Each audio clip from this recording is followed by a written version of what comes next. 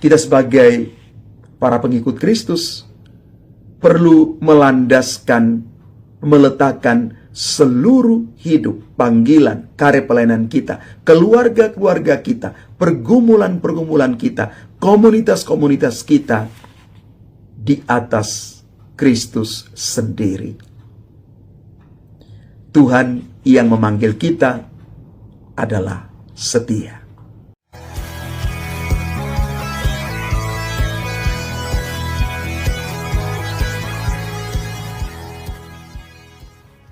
Salam Bapak Ibu, Saudara dan Saudari, sahabat-sahabat garam dunia yang terkasih.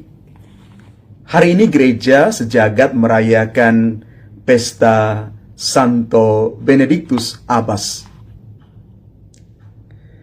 Dan bacaan-bacaan suci yang kita renungkan pada hari ini yang berpuncak di dalam bacaan Injil Matius kembali diperdengarkan kepada kita sekalian bagaimana Yesus mengutus para muridnya. Yesus memanggil para murid dan mengutus mereka untuk mewartakan kabar gembira, kabar baik, sukacita Injili kepada segala bangsa. Dan di dalam tugas perutusan ini, Yesus mengingatkan para murid supaya mereka itu bertindak cerdik seperti ular dan tulus seperti merpati. Satu gambaran akan tugas perutusan yang tidak hanya menekankan pikiran, kemampuan-kemampuan akademik, kemampuan-kemampuan spekulatif, tetapi akan keseimbangan antara hati dan pikiran. Menjadi para pewarta itu bukan soal kemampuan secara intelektual, walaupun hal itu penting. Tetapi karakter, kepribadian, mental yang siap, komitmen dan konsistensi itu yang sangat dibutuhkan, sehingga ketika orang masuk di dalam karya pewartaan, orang sudah siap untuk berhadapan dengan situasi lapangan. Karena situasi lapangan itu sangat berbeda dengan situasi ruang kelas, ruang perkuliahan. Teori dan kenyataan di lapangan kadang-kadang terbalik. Kadang-kadang tidak sejalan. Karena itu benar bahwa Yesus minta supaya para murid itu harus membangun keseimbangan antara hati dan kemampuan berpikir. Kematangan intelektual, kematangan emosional, dan kematangan spiritual ini akan terjembatani ketika orang berada di dalam tugas pelayanan, dalam pekerjaan, dalam panggilan, dan apapun itu. Keseimbangan ini yang menjadikan orang bisa kuat bertahan.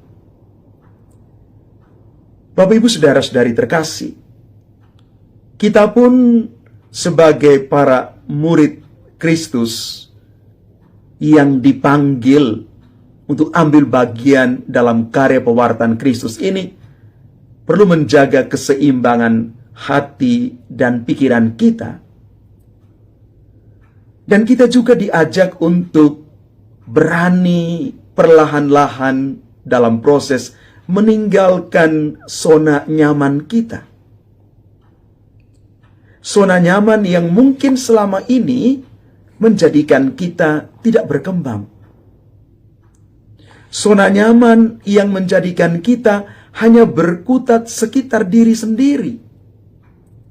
Zona nyaman yang menjadikan kita belum siap, enggan untuk keluar dari diri kita, pergi menjangkau orang-orang, pergi kepada jiwa-jiwa lain yang mungkin hari-hari ini membutuhkan uluran tangan dan bantuan kita. Maka kita mau belajar keluar dari zona nyaman ini. Kalau kita mau keluar dari zona nyaman ini dan menjaga keseimbangan antara hati dan pikiran itu, yang perlu kita lakukan adalah perlu tinggal bersama Yesus, sebagaimana dilakukan oleh Santo Benediktus yang kita rayakan pestanya hari ini.